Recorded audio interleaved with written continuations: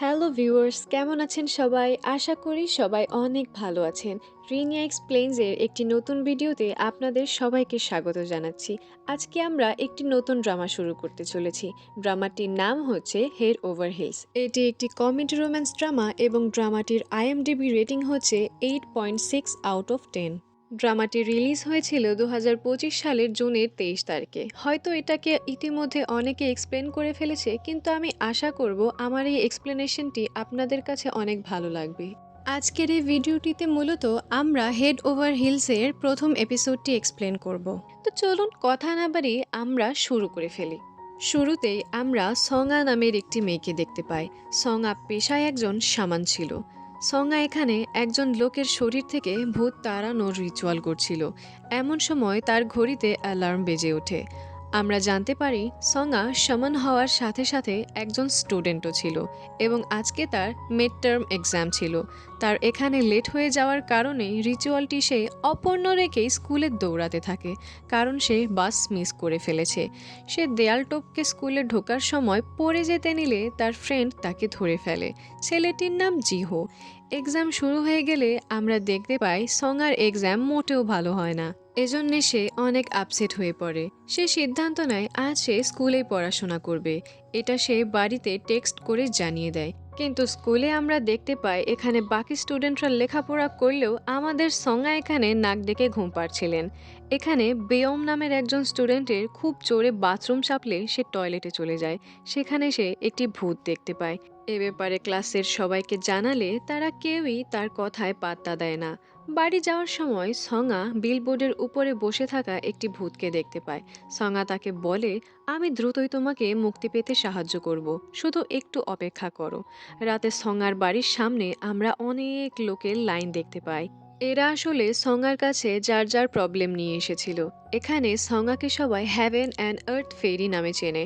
সঙ্গা তখন লুকিয়ে লুকিয়ে ঘরে ঢুকতে থাকে, কিন্তু এখানে স্পিরিট মাদার তাকে দেখে নেয়। স্পিরিট মাদার তখন তাকে বলে সকালের রিচুয়ালটি কেন তুমি অপূর্ণ রেখে চলে গেছো, এবং সঙ্গাকে এখানে সে বকাঝকা করতে থাকে। সে বলে তোমার সামানের কাজের ব্যাপারে সিরিয়াস হতে হবে এবং স্কুল কলেজ এগুলো সব তোমার জন্যে নয়।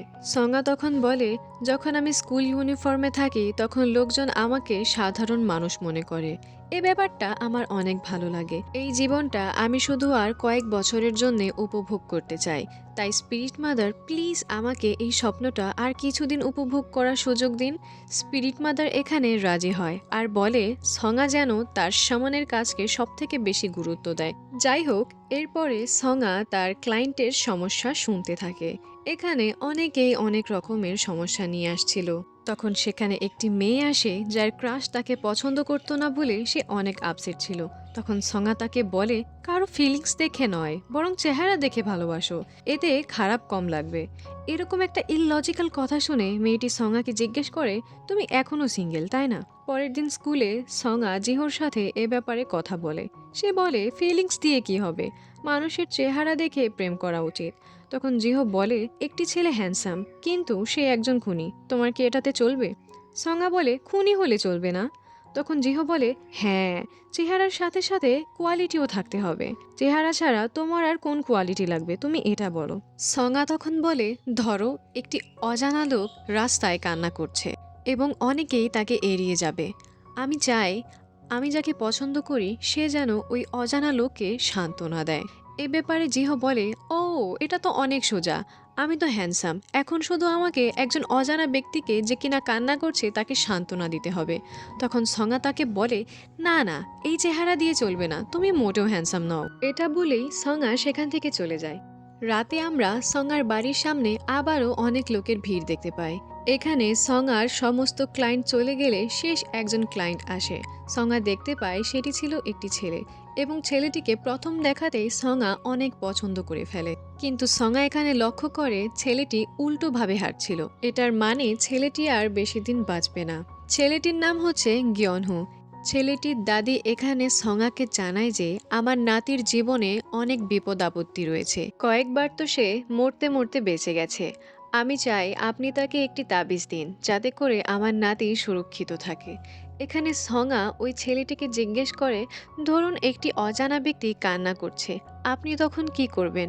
তখন ছেলেটি তাকে জানায়, যেহেতু সে অজানা ব্যক্তি তাই আমি হয়তোবা তাকে সান্ত্বনা দিতে পারবো না, কিন্তু যতক্ষণ পর্যন্ত তার কান্না না থামছে আমি সেখান থেকে কোথাও যাব না।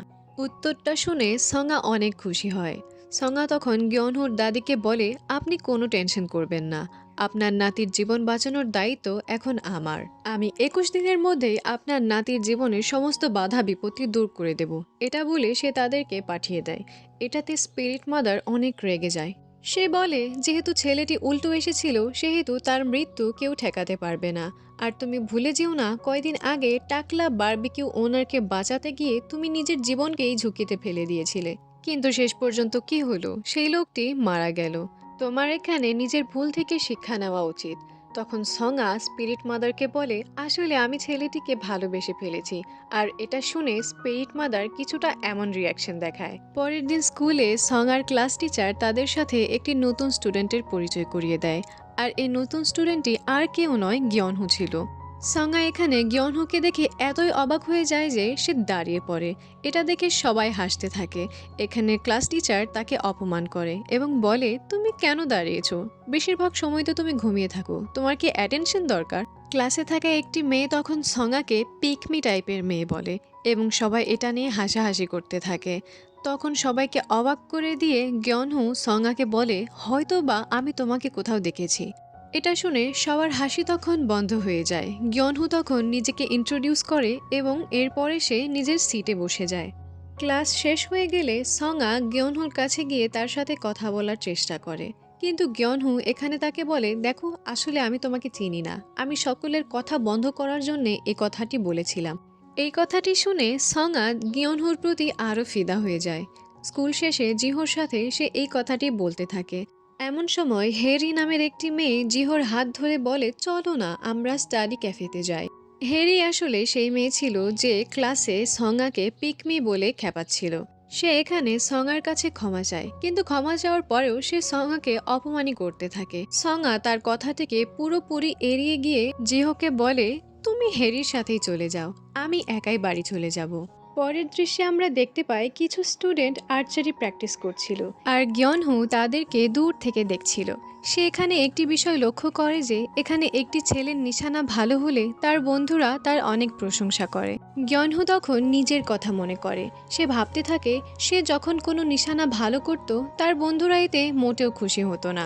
সিন এখান থেকে শিফট হয়ে সঙ্গাদের ক্লাসের দৃশ্য দেখানো হয়। এখানে রাতের বেলা স্টাডি করার সময় বিয়ম নামের সেই ছেলেটির আবার বাথরুম চাপে। এজন্যে সে জিহোকে বলে সে যেন তার সাথে বাথরুমে যায়, কিন্তু জিহো এখানে তাকে সাফ সাফ মানা করে দেয়। এরপরে বাড়ির দিকে যেতে থাকলে সে গিয়নহুকে দেখতে পায়, যে কিনা তখনও সেই আর্চারি টিমকেই দেখছিল। জিহো তখন গিয়নহুকে জিজ্ঞেস করে, তুমি এখানে কি করছো? এখানে গিয়নহু এমন একটা ভান ধরে যে সে কিছুই শোনেনি আর সেখান থেকে চলে যায়। তখন জিহো সেখানে দাঁড়িয়ে থাকলে টিমের কোচ মনে করে জিহো হয়তোবা এতক্ষণ ধরে তাদের ট্রেনিং দেখছিল। এখানে কোচ জিহোকে আর্চারি হওয়ার অফার দেয়। উত্তরে জিহো বলে, টিম দুর্বল বলে এর মানে এই নয় যে আপনি যাকে তাকে টিমে ঢুকিয়ে ফেলবেন। এটা বলেই জিহো সেখান থেকে চলে যায়। ওদিকে বিয়ম নামের ছেলেটির খুব জোরে বাথরুম চাপলে সে আবার বাথরুমে যায়, কিন্তু বাথরুমে গিয়ে দেখে সব বাথরুমের দরজা লক ছিল। সে কোনো মতে দরজাগুলো খুলতে পারছিল না। তখন একদম কর্নারের বাথরুমের দরজা আচমকা খুলে যায়। সে তখন তাড়াতাড়ির চোটে সেই বাথরুমে বসে পড়ে। তখন সে খেয়াল করে তার শার্টে পানি পড়ছে। এখানে পানি কোথা থেকে পড়ছে এটা দেখার জন্য বিয়ম উপরের দিকে তাকায়, কিন্তু এখানে সে কিছুই দেখতে পায় না। তখন সে সামনের দিকে তাকালে সেখানে একটি ওয়াটার ঘোস্ট দেখতে পায়। ওয়াটার ঘোস্টটি তখন তার উপরে হামলা করে দেয়। সিন এখান থেকে শিফট হয়ে আমাদেরকে গিয়নহুকে দেখানো হয়। আমরা দেখতে পাই সে যখন রাস্তা দিয়ে হাঁটছিল তখন ওপরের বিলবোর্ডে বসে থাকা বারবিকিউ ওনারের আত্মা আচমকা পাগল হয়ে যায় এবং সেই আত্মাটি সেই বিলবোর্ডটিকে লাথি মারতে থাকে, যাতে করে বিলবোর্ডটি গিয়নহুর ওপরে গিয়ে পড়ে। এমন সময় সে একই রাস্তা দিয়ে সঙ্গাও বাড়ি যাচ্ছিল। সে আত্মাটিকে এই কাজ করতে দেখে দৌড়ে গিয়নহুর কাছে যায় তাকে বাঁচানোর জন্যে, কিন্তু এখানে আমরা দেখি উল্টো সেই বিলবোর্ডের নিচে আসতে গেলে গিয়নহু তাকে বাঁচিয়ে নেয়। গিয়নহু তাকে জিজ্ঞেস করে, তুমি এখানে কি করছো? তখন সঙ্গা বলে, আমি দূর থেকে দেখতে পেলাম বিলবোর্ডটি তোমার উপরে পড়ে যাবে, এজন্যে আমি তোমাকে বাঁচাতে এসেছিলাম। গিয়নহু বলে, তুমি কেন নিজের চরকায় তেল দাও না? তুমি কি মনে করেছো তোমার হেল্পের জন্য আমি তোমাকে থ্যাংক ইউ বলবো? এটা মোটেও হবে না। এটা বলে গয়নহু সেখান থেকে চলে যায়।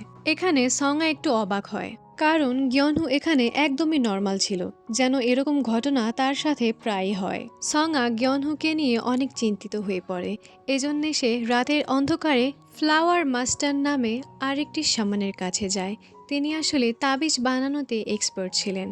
সঙ্গা ফ্লাওয়ার মাস্টারকে তার জন্যে তাবিজ বানিয়ে দেওয়ার রিকোয়েস্ট করলে ফ্লাওয়ার মাস্টার মানা করে দেয় আর বলে, যদি আমি এমনটা করি তাহলে তোমার স্পিরিট মাদার আমার পায়ে তলোয়ার চালিয়ে দেবে। সঙ্গা তখন তাকে মোটা অঙ্কের কিছু টাকা ঘুষ দেয়। এখানে ফ্লাওয়ার মাস্টার বলে, ও, তুমি তাহলে সেই ছেলেটিকে অনেক ভালোবেসে ফেলেছো। ঠিক আছে, আমি তোমার জন্যে তালিসমান অর্থাৎ তাবিজ বানিয়ে দিচ্ছি।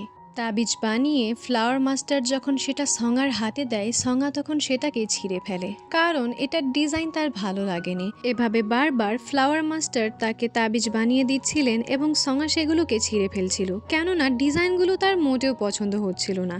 অনেকক্ষণ পর অবশেষে সঙ্গার কিছু তালিসমান পছন্দ হয়, কিন্তু এতক্ষণ ধরে তাবিজ ডিজাইন করতে করতে ফ্লাওয়ার মাস্টারের অবস্থা অনেক খারাপ হয়ে যায়। পরের দিন সকালে সেই বিয়ম নামের ছেলেটিকে স্কুলের বাথরুমে অজ্ঞান অবস্থায় পাওয়া গেলে তাকে অ্যাম্বুলেন্সে করে হসপিটালে নেওয়া হয়। তার শরীর এখানে সম্পূর্ণ ভেজা ছিল এবং আতঙ্কে সে শুধু একটাই কথা বলছিল, ওয়াটার গোস্ট। এদিকে প্রতিদিনের মতো সঙ্গার আজও স্কুলে আসতে লেট হয়ে যায়। ক্লাসে ঢুকে নিজের সিটে বসার সময় সঙ্গা অজ্ঞান হয়ে পড়ে যেতে নেয়। এ সময় জিহো তাকে ধরে ফেলে। তখন সঙ্গা জিহোকে বলে, আমার প্রচুর ঘুম পাচ্ছে, এবং সঙ্গা এখানে স্লিপিং এরিয়ায় গিয়ে ঘুমাতে থাকে। এদিকে ক্লাস চলাকালীন সময়ে গয়নহুর কাছে অনেকের চিঠি আসে। কেউ তাকে কয়েন ক্যারাওকের জন্য প্রপোজ করে, কেউ বা তাকে ইন্টারনেট ক্যাফের জন্য। এতে করে বিরক্ত হয়ে গয়নহু সেই সকল চিঠিকে ছিঁড়ে ডাস্টবিনে ফেলে দেয়। অপরদিকে সঙ্গা যখন ঘুমাচ্ছিল তখন সে স্বপ্নে তার একটি অতীত দেখতে পায়। এখানে সে দেখতে পায় সে কান্না করছে এবং সে কাউকে বলছে যে, আমি আর ভূত দেখব না, প্লিজ তোমরা আমাকে ছেড়ে যেও না। তার ঘুম ভাঙলে তার মনে পড়ে যে তাবিজগুলো একটাও গয়নহুকে দেওয়া হয়নি।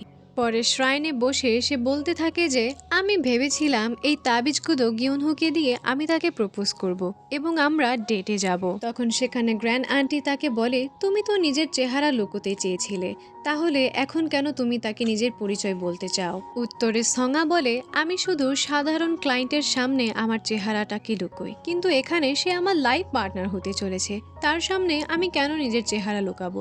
এমনিতেও এমজিকে কিস করার সময় স্পাইডারম্যানও নিজের মাস্ক খুলেছিল। তখন গ্র্যান্ড আন্টি জানায় যে সে শুধু নিজের অর্ধেক মাস্ক খুলেছিল। সঙ্গা বলে, ও আচ্ছা, তাই নাকি? হয়তোবা কিস করার সময় তার লজ্জা লাগছিল। এমন সময় শ্রাইনে গয়নহুর দাদি চলে আসে এবং বলে, আপনি বলেছিলেন আমাকে তাবিজ দেবেন।